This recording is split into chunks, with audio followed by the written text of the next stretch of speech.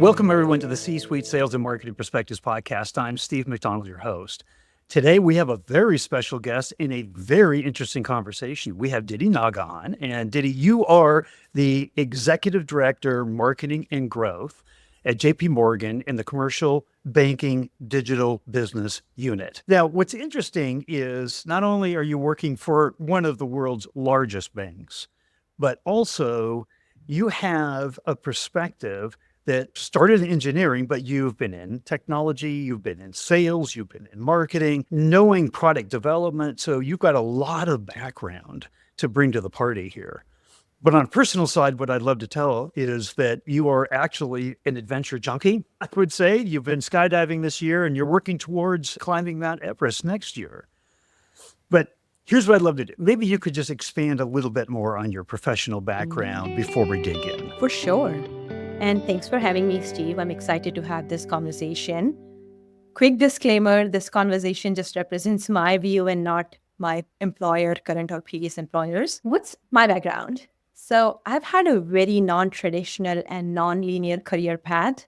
I'm an engineer who became a product builder, and then I fell in love with go-to-market and marketing. I think empathy and curiosity have been the guiding torch throughout my career. I'm passionate about creating long-term value using technology. And as you've seen, and we've talked about it, I worked in a 3-people startup to a 300,000 employee large corporation like JPMorgan Chase. And I've enjoyed both those settings, and we'll talk more about it and how customer experience is crucial for every company, independent of size. I'm also a 2-time founder, so I'm definitely curious and passionate about innovation, and I'm not scared of taking risks. So that's a little bit about me. Fantastic. And within that, you brought up the importance of customer experience. And this podcast, this whole episode is about, as a marketing executive and your point of view, how to be digital first, but human always, and how that plays into creating the right customer experience. And that's where we want to start off, because you and I kind of geeked out a little bit on a McKinsey study that came out about a year ago that talked about CX as actually the number one differentiator for businesses today, that it's actually with today's rapid development, technology and innovation, that product and service aren't long-term sustainable competitive advantages for companies, but CX is. And that's coming from a study of companies that are long-term profitable growth companies. So what I wanted to do is I just wanted to start out and ask you the question, what is Nidhi's opinion on CX as the number one competitive advantage for businesses today? I think I recall a stat from that McKinsey study that you and I discussed, 30 to 50% revenue increase, 20 to 50% reduction in service cost.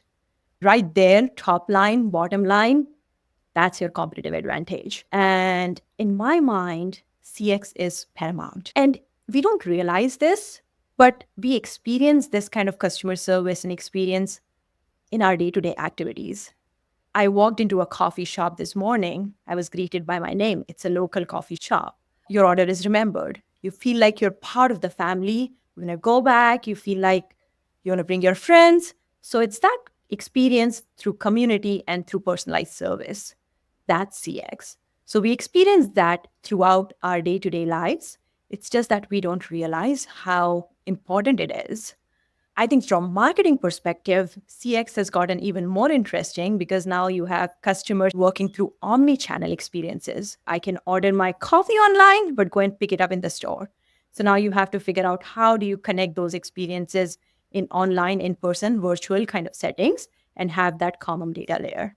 But I strongly believe CX is paramount for any company to be successful. And I love how you brought up the kind of connection to the experiences in our own daily lives, our own personal lives, because B2C has now set expectations that we as B2B buyers. So if you're looking to add to your own MarTech stack, you're a B2B buyer. Our expectations of customer experience are now equal and on par to what it is in the B2C world. And there's a number of different studies that have shown that as well. But there's a different set of expectations for a B2B buyer, and that's meeting a very high bar. How do we do that today? How is that something that we need to keep top of mind and make sure that is always in what we're planning. Yeah, I think you bring a great point. And that's the challenge as well for marketers as we think about designing some of these CX, digital first, human always experiences. I always say Amazon's, Netflix, Uber's, even though they have created a totally convenient world for us in B2C space, they have set the bar really high on B2B. And what is kind of fundamentally different in these two approaches is B2B is complex. You have complex sales cycle, you have multiple stakeholders, you may have a user, you may have decision maker, you have influencers influencing decision makers, influencing users. In B2B, you almost have to think about how do you think about customer experience throughout this complex stakeholder network. And how do you flex it and create something more versatile, yet making it feel personalized for the end user? And I believe data and generative AI can help us get there. And it has gotten much easier than it has been in the past to do that. And I've always been a glass half full person. I want to now lead this over to, you're right, it's much more complex, it's much harder. In the world of B2C, you might be making an impulse purchase and the experience starts right then, where really in the B2B world, that experience starts with the first outreach, the first time that a salesperson is in a conversation, the first time one of our campaigns reaches out, somebody downloads an ebook, whatever it is. But we tend to think of customer experiences after the purchase. But there's really, when you and I talked before about the complete buyer's journey, we have to be thinking about how we're designing. In fact, I was on with a CRO the other day and he said, I used to work at a company. And he said, it was so hard to onboard even the contract process with us that by the time we actually started work, the customer was frustrated. To think about all the non-traditional things in the world of the complexity of the world of B2B. But inside of that complexity, maybe what's your definition and the importance of this digital first, human always? Yeah, it's very simple in terms of definition. It's almost like thinking about letting your customers choose their own adventure. And to your point, they may start their journey without us even knowing, without that first visit to the website. They may have seen the ad somewhere, or maybe you and I are talking and I may bring up a product which I think is pretty cool, and your journey has already started now. So I always think about that. How do you design and define your customer experience as choose your own adventure? And I don't know if you have read those children books. I have a 10-year-old who loves reading, and we've gotten into this book of choosing your own adventure. And I love that because my son always, whenever he reads that, he feels empowered. He's, Mom, I want to understand what happens from here. And I get to decide which page I go to next, depending on the decisions and the choices I'm making. And he is intrigued. He feels valued navigating through that book. He feels empowered. And I think that's very similar to how customers operate these days in my mind. You and I may talk about it. Then in maybe a few weeks, I'm on a similar topic and your conversation pops up and I'm like, okay, maybe I need to explore further. And I may talk to another friend or another peer in marketing. So I'm choosing my adventure instead of going directly to their website. So I do think as we define these CX, it's important to keep your user as a hero of the story. Your decision makers and influencers are almost like side actors. And then the setting is like real business life setting. And design it with a lot of passion, curation. Every touch point needs to be thought through. Like you mentioned, I've seen so many deals fall through just because a customer is frustrated on how long contract has taken, how long the implementation has taken, and it's not well thought out. So it has to be that end-to-end journey as well, which is critical as you think about CX. And so I love the analogy of pick your own adventure. And not just because you're a skydiver and you're going to climb Mount Everest, but that just brings such a rich, like visual to what you're talking about here. And that adventure, by the way, contracts can be a huge hurdle internally. IT can be a big hurdle internally. Procurement can be a big hurdle internally. And we have to think about that adventure. We have to think about how do we make that so easily to navigate, not just the things that are about, oh, wow, look what they love about our tech or our product or services, but all the elements that are important in that entire journey. and making it into an adventure. Such a great way to look at that. I want to bring 2 quick points. I think a lot of people, customer centric, I always think about customers as internal and external. So I may be thinking about a hero who is my end kind of user, will be using the product. But some of those contracts are also generated internally. And that's a painful process at times for internal teams as well. So, as a product builder, I always think about multiple dimensions of a problem and thinking through all those users, not just focusing on one. Because at times I've seen like doing an internal experience could provide you significant efficiency gains. Right. And that where you could win trust of a lot of those internal customers that you need to drive your agenda forward. So that's one thought that came to my mind. And then second thing I want to mention is this is such a common misnomer wherein a lot of companies make this mistake. I have made it in one of my startups. People believe you build a product and they will come. I don't know who they are, and they never come. I can tell you that. So I think one of the lessons I have learned and the reason why I find go-to-market space so fascinating is because even before you think of an idea, you need to think about how you're going to get this technology, how you're going to get this product in hands of your consumers. So it has to be that comprehensive experience, not just building a product that is customer-centric. You hit a sore spot in my heart because I'm a former B2B SaaS founder and I fell into that trap too. It was like, oh my gosh, as soon as they understand what this is, they're just like the floodgates are going to open up. Oh, that bubble gets burst very quickly. What I want to do is I want to start talking about trust and establishing trust. And actually, there was a study that I just found out about. It was published earlier this year that said literally in the world of B2B that 74% of B2B buyers don't trust the customer evidence that we present to them. 74%. That's amazing. So take our case studies, take everything that we do to prove this is the ROI, this is the value, this is what we can do for you. And they don't believe it. They don't trust it. But establishing trust and being that trusted advisor is so important. What's your perspective on within this adventure, within this experience? How do we create that trust? How do we establish that trust? Yeah, that's such an excellent question. And I don't think I've figured it out fully, but I've been experimenting through various career and complex problems I've attempted to solve. I think there are a few fundamental things in that. At the end of the day, you're selling it to a human being. So, how do you continue to be authentic? I continuously struggle with that, where I see a lot of buzzwords in marketing and I'm like, I'm checked out already. Right. Talk to me in simple 8th or 5th grade English and I will respond. So I think that authenticity in brand is super critical in my mind. I think another component of trust is you cannot build it in one touch, and that's why customer experience is important. How do you deliver that kind of experience, curated experience, deliberately throughout the touch points? So you have to be consistent. And that also goes back to your brand loyalty and how you build it and how your brand shows up and what they experience as a customer, what they experience from that brand. But I think that's another important thing.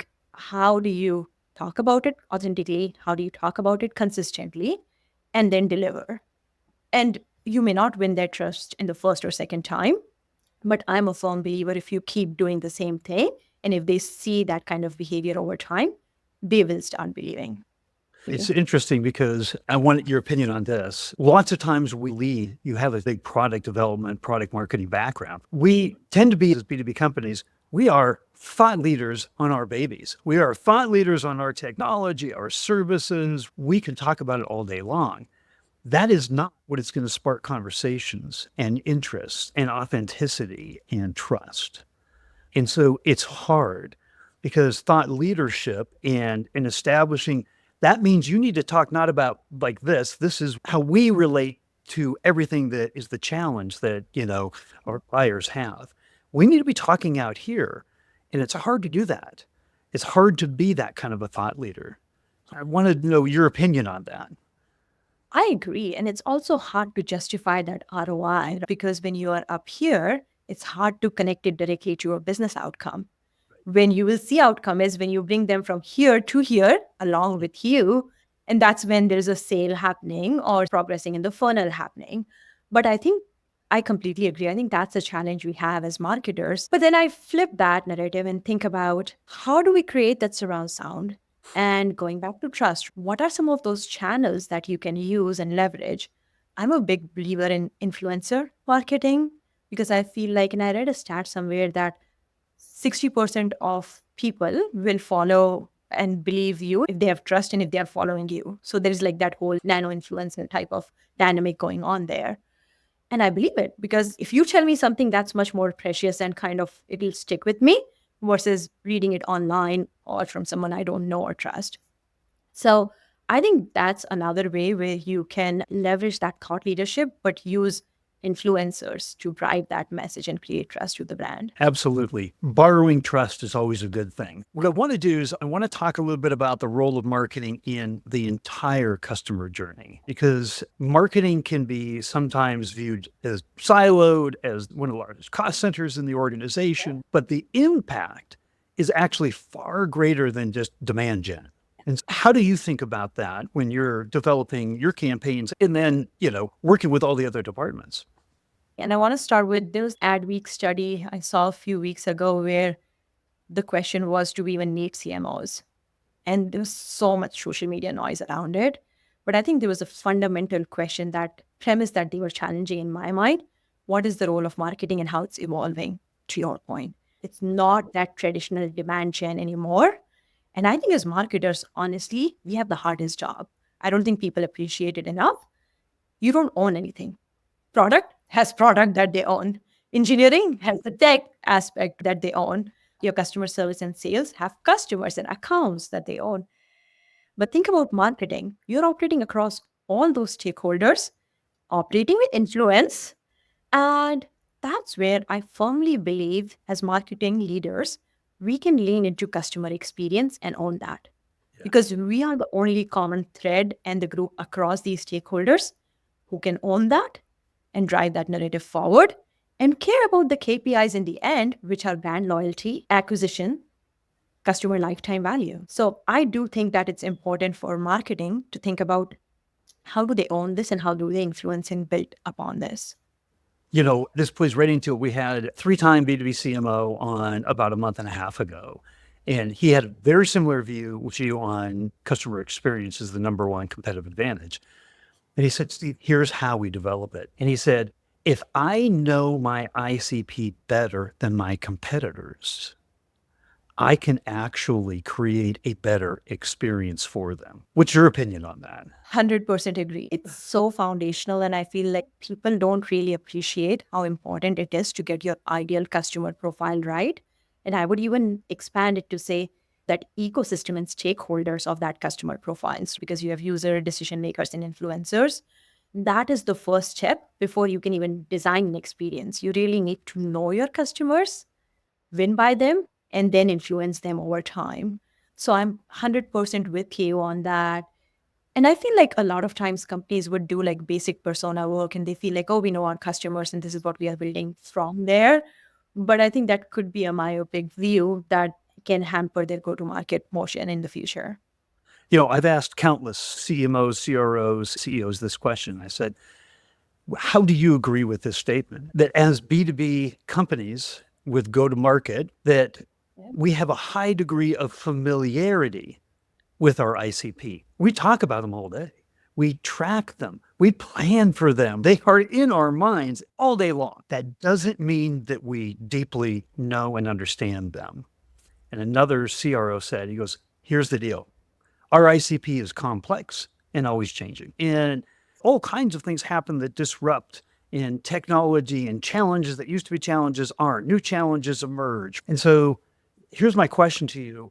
Normally, CMOs, when they come into a new position, or SVP of marketing, maybe running marketing, what do? They start calling customers. This is not a sales conversation. It's not encumbered by a shield that needs to be up on being sold to. But that ends. You were busy. And so typically that happens at the beginning. We've got a good understanding, and then we're off. Is your opinion that we need a lot more, and we need to be continually in conversation, looking at the data? How do you understand your ICP? What started that way? I agree. It gets busy and then we go back to old habits. But I think there are some ways how I have tackled it in my past lives is setting some of those listening posts and almost like putting them on autonomous driving type of mode. And what I mean by that is you can have feedback that you capture on your website. You can look at the data trends of how many people are sharing or liking your comments. And if they share it, like there is a signal in my mind of what kind of content they are relating to. Similarly, right, within the product, yes, thumbs up, thumbs down. Do you like just popping some of those feedback features are so important. And those are the milestones where you want to collect them. Win-loss report. I think so overlooked by a lot of companies. I have done win-loss in every company I have been. And I strongly believe that I learn a lot from why we are losing a deal versus why we are winning. Because winning at some point you have that playbook figured out, but it's the losses that give you those off kind of cases that you need to go after and start building in your playbook. I have been really fortunate to even start forums like Voice of Client within organizations where you bring in product perspective, client perspective, support service tickets. That's another listening post that is so undervalued in my mind. If a customer is calling about similar issues, like you need to figure out how to fix it either through product, either through customer experience, or through marketing.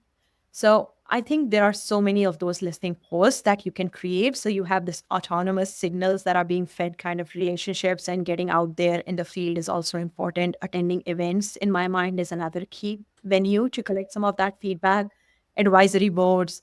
So yeah, multiple places. And then data. Just look at the consumption data, especially in this day and age. If you're not doing that, if you're not looking at your ICP data segmentation, like you're missing the boat. So I'm going to put you on the spot here for a second, all right?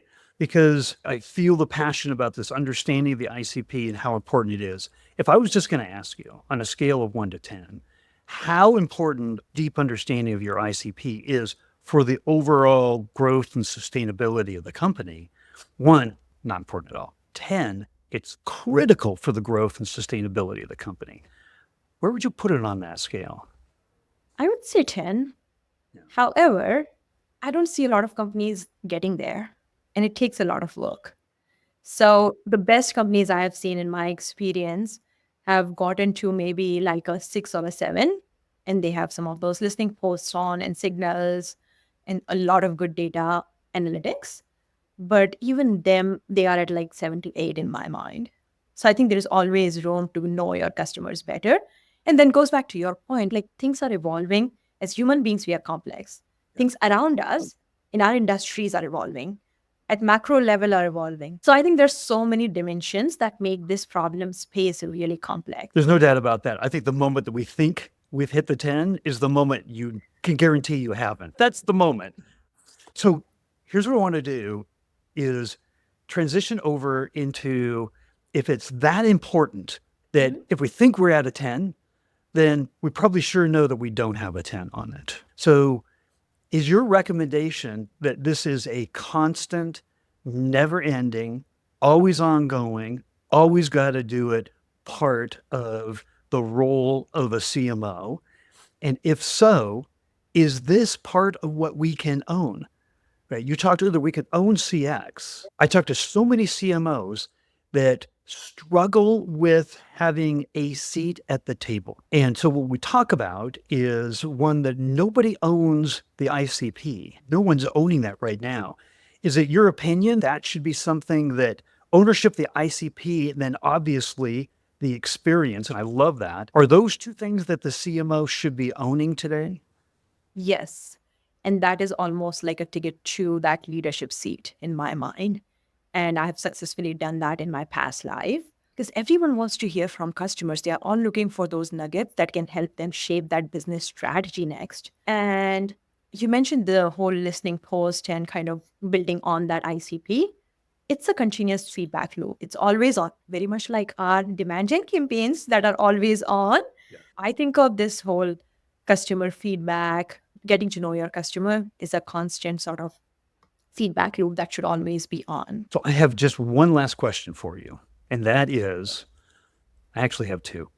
What haven't we covered here today that you think is important in terms of establishing our seat at the table, owning the ICP, owning customer experience, that digital first, human always?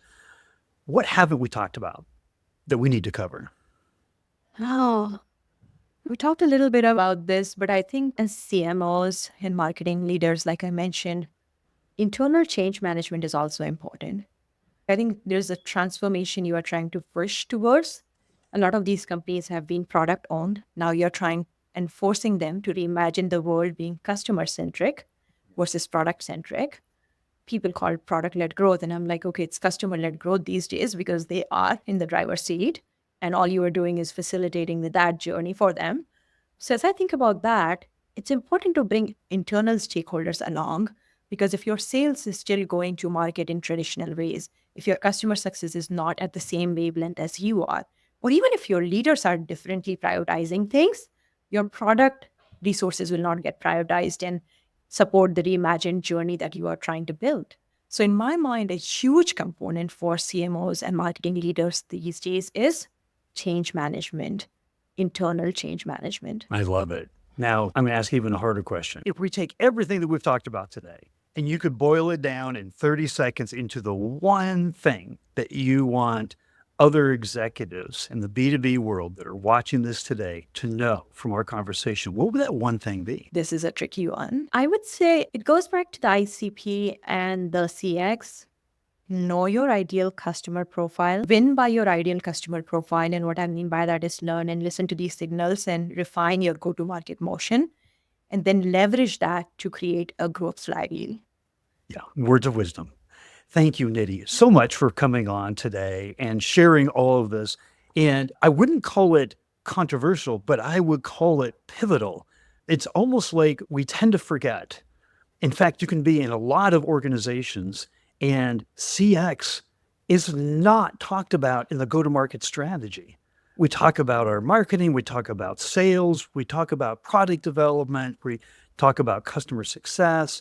But the bottom line is this needs to be a priority. And I just love your point of view on earning that seat at the table, because the highest authority in any company is the customer, the ICP. Totally. And firstly, thank you for having me on this podcast. I truly enjoyed our conversations. And I do want marketing leaders to think about that. And I'm seeing this trend where marketing is not included in the leadership team.